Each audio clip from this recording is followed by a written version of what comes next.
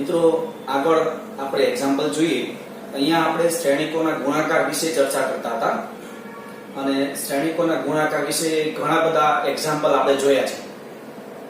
હવે એવા એક્ઝામ્પલ તરફ આપણે જઈ રહ્યા છે કે જે ગુજરાત બોર્ડ માં આ ચેપ્ટરમાં પૂછવા લાયક સૌથી અગત્યના જે દાખલાઓ હોય એ દાખલાઓમાં આ એક્ઝામ્પલ નો સમાવેશ થઈ રહ્યો છે.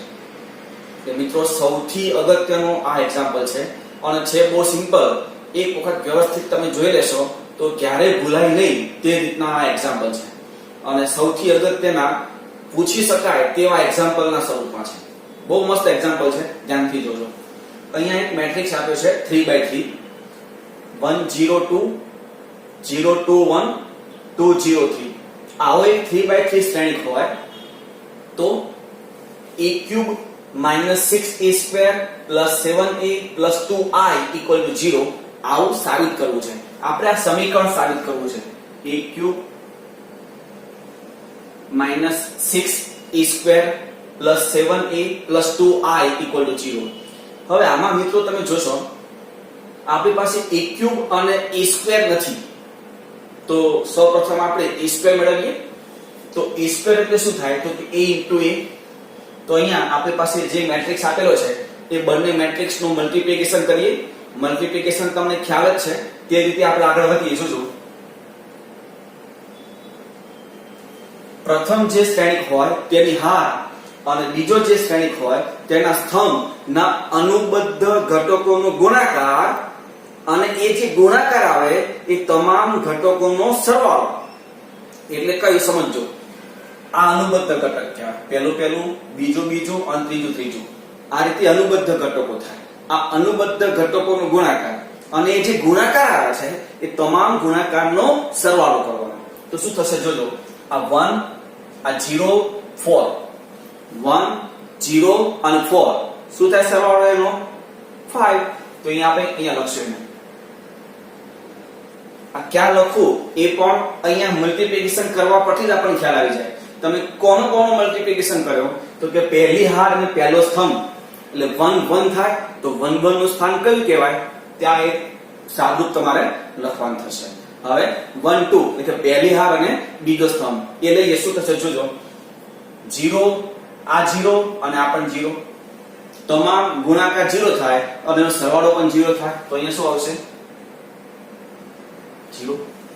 હવે 2 0 અને 6 2 0 અને 6 આનો સરવાળો શું થશે 8. તો આપણે લખીએ 8. આ પહેલી હારનું કામ પૂરું થઈ ગયું. હવે બીજી હાર લઈએ તો બીજી હાર 0 0 2 0 0 2 એટલે સરવાળો થશે 2. હવે 0 4 0 0 4 0 એનો સરવાળો થશે 4. હવે 0 2 3 0 2 અને 3 એનો સરવાળો થશે 5. આ બીજી હારનું કામ પૂરું થયું. હવે આપણે લઈશું ત્રીજી હાર. તો ત્રીજી હાર પ્રમાણે 2 0 6 2 0 અને 6 એનો સરવાળો થશે 8. હવે 0 0 અને 0 0 0 અને 0 એનું શું થશે સરવાળો 0. અને છેલ્લો ઘટક 4 0 9 4 0 અને 9 એનો સરવાળો થશે 13. તો આ જે થયું મિત્રો એ a² થયું. આપણે a² તો જોઈએ છે સાથે સાથે a³ પણ જોઈએ છે. તો a³ એટલે શું તો કે a² * a. તો આપણે અહીંયા a² કરીએ અને એનો ગુણાકાર a સાથે કરી દઈએ. a² આપણે શું મળ્યું છે 5 2 8 0 4 0 8 5 13. આ આપણું a² છે into a એટલે 102 0 2 0 અને 2 1 3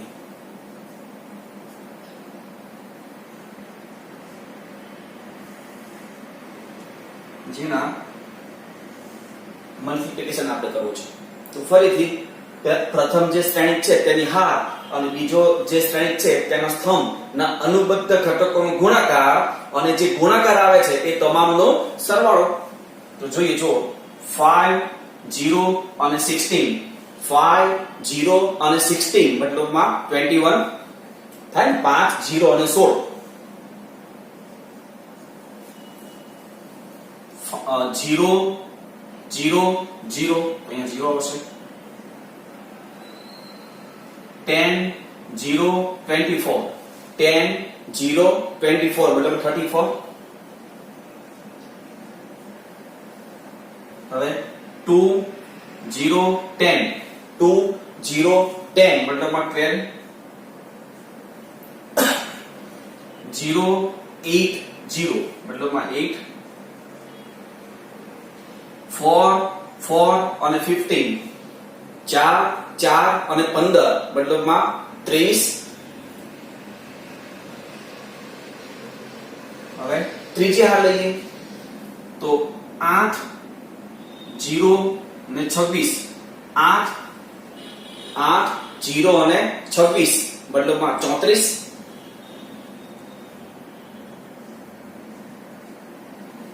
आठ 0 અને 26 મતલબમાં 34. 0 0 0 તો 0 થયું. 16 0 અને 39 16 0 અને 39 મતલબમાં 16 અને 39 મતલબમાં 55. તો અહીંયા શું થશે 16 0 અને 39 મતલબમાં આ થઈ ગયું મિત્રો 1 ક્યુબ. તો હવે આપણી પાસે 1 ક્યુબ છે, a સ્ક્વેર છે, a તો આપ્યું જ છે અને i એ આપણને ખ્યાલ છે. તો હવે ખાલી એનું આપણે સાદુરૂપ આપવું છે. તો સાદુરૂપ આપીએ મિત્રો.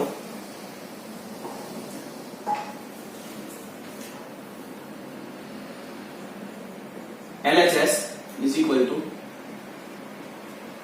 1 ક્યુબ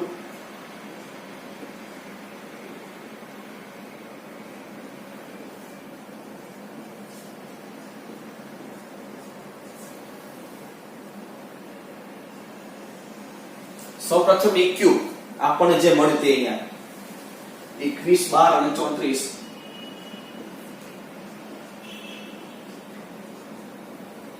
0 8 અને 0 34 23 અને 55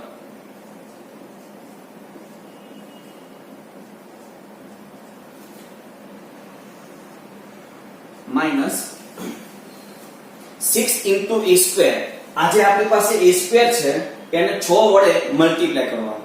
તો એના તમામ ઘટકો જે છે એને આપણે 6 વડે મલ્ટીપ્લાય કરીશું. તો મલ્ટીપ્લાય કરીએ તો શું આવે જોજો.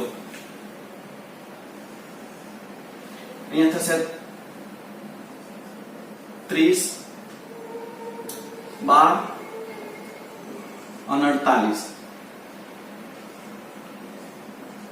0 24 અને 0 અહીંયા ગુણીશું 6 વડે 48 30 અને 71. આ થઈ ગયું માઈનસ 6a સ્ક્વેર. હવે આપણે શું કહું છે પ્લસ 7a પ્લસ જે a છે a આપણને જે આ મેટ્રિક્સ આપ્યો છે a એને 7 વડે ગુણવાનું. મતલબમાં આના તમામ ઘટકોને આપણે 7 વડે ગુણીશું. જો 7 વડે ગુણીએ તો શું થાય જોજો. પ્રથમ જે કોલમ છે એ થશે 7 0 અને 14. બીજો જે કોલમ છે 0 14 0 અને ત્રીજો જે કોલમ છે 14 7 અને 21. બરાબર છે તો જોઈ લો 7 14 7 ને 21. બીજો કોલમ હતો 0 14 અને 0. હવે પ્લસ અહીંયા 2i છે 2i અહીંયા તમે જોઈ શકો છો જે આપણને મેટ્રિક્સ આપ્યો છે એ 3/3 છે અને એ મેટ્રિક્સ સાથે જે પણ i હોય એકમ શ્રેણિક હોય એ તે જ પ્રકારની કક્ષા ધરાવતો હોય એટલે અહીં i પણ કયો હશે 3/3 પણ એને 2 સાથે ગુણેલો છે તો 2 સાથે ગુણેલો હોય તો તે મેટ્રિક્સ કયો થાય અહીંયા 2 0 0 0 2 0 0 0 2 હવે અહીંયા સાદુરૂપ મિત્રો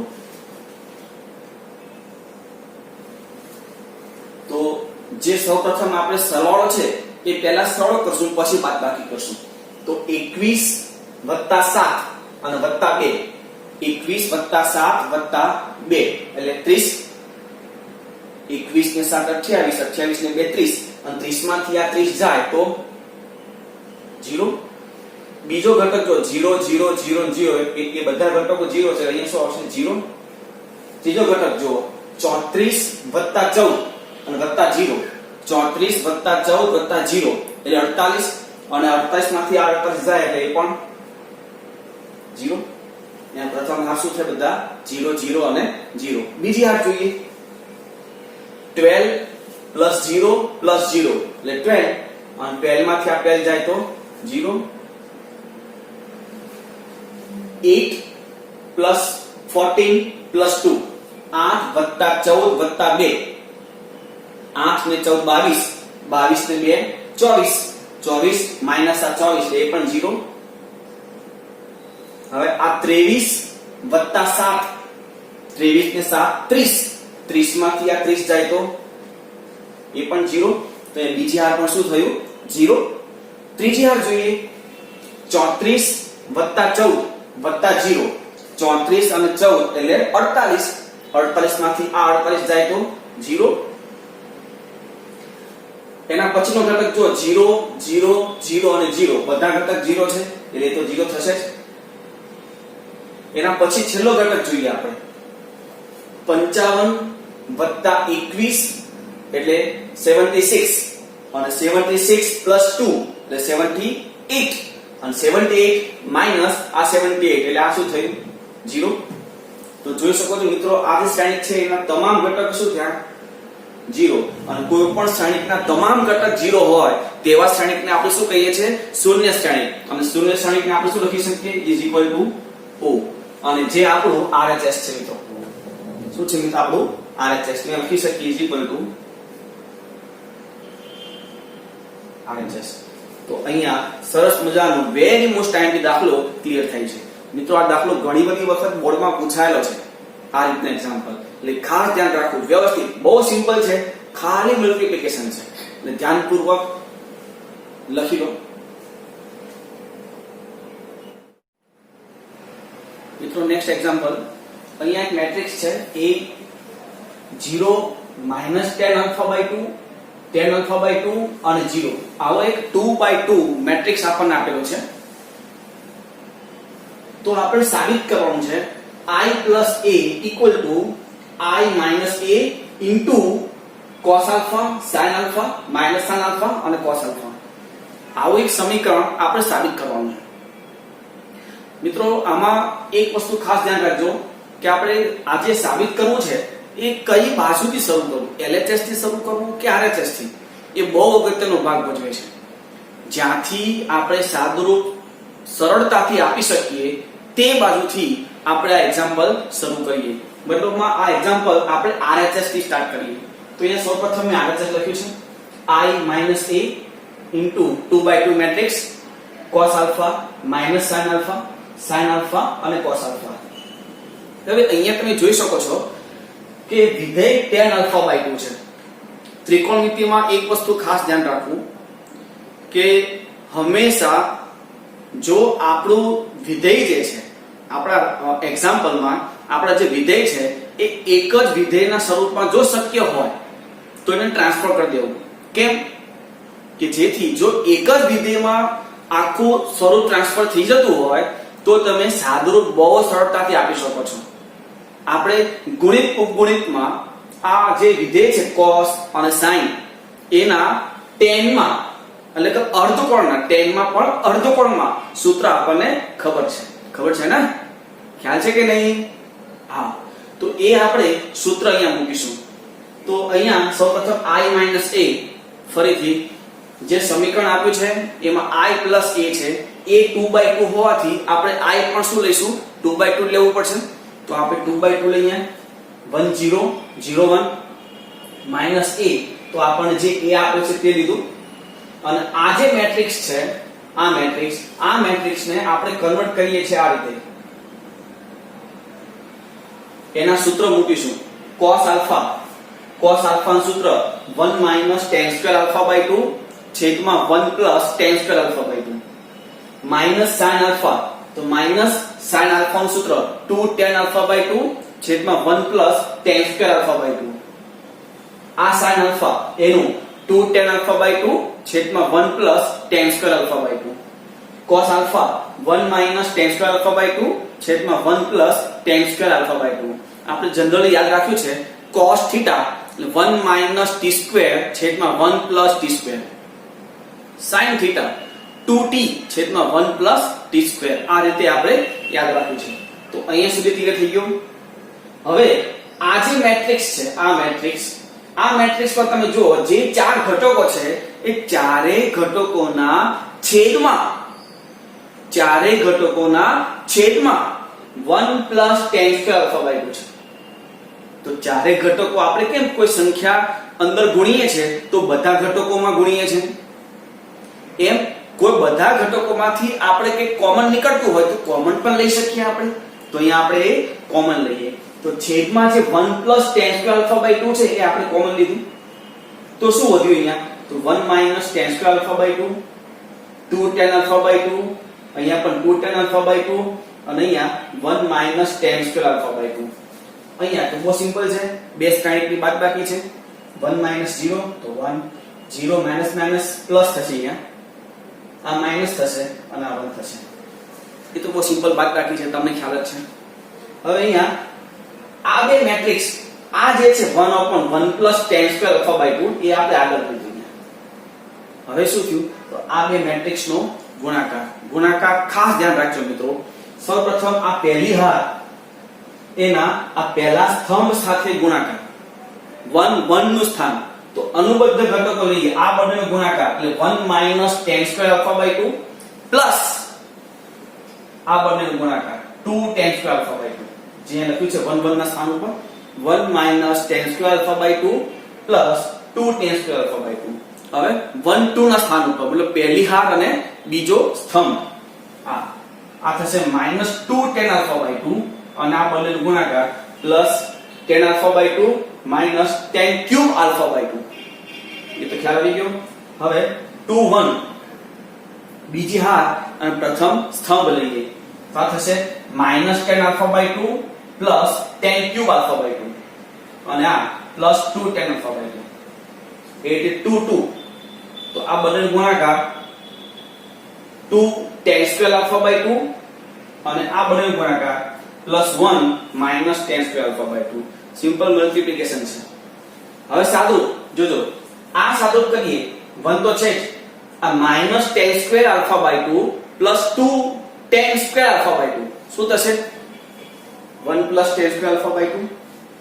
અહીંયા તમે જુઓ, આ -2 tan α/2 પ્લસ tan α/2 એટલે -tan α/2 અને ત્યાં tan³ α/2 માઈનસ તો હતું જ.